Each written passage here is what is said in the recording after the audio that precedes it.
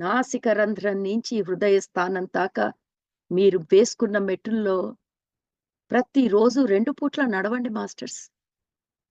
కల్పనకి ఉన్న శక్తి భావన మాత్రంతోనే ఆ తల్లి కనిపిస్తుందే. మరి ఆ జగన్మాతే మీకు భావన మాత్రంతో దొరుకుతుందంటే, మన హృదయస్థానం మనలో ఉన్నది మనకు దొరకదా మాస్టర్స్? తప్పకుండా జరుగుతుంది మాస్టర్స్. విజువలైజేషన్‌కి ఉన్న పవర్ అది. కల్పన.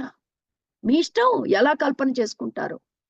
ఈ హృదయ స్థానం నుంచే ఆ స్త్రీతత్వం మార్గం మొదలవుతుంది మాస్టర్స్.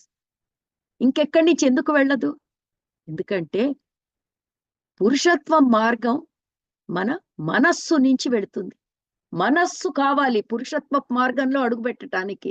ఎందుకంటే మైండ్ ఉపయోగించకుండా మనం విభజన చెయ్యలేము. ఆలోచించలేము. ఆ మార్గంకి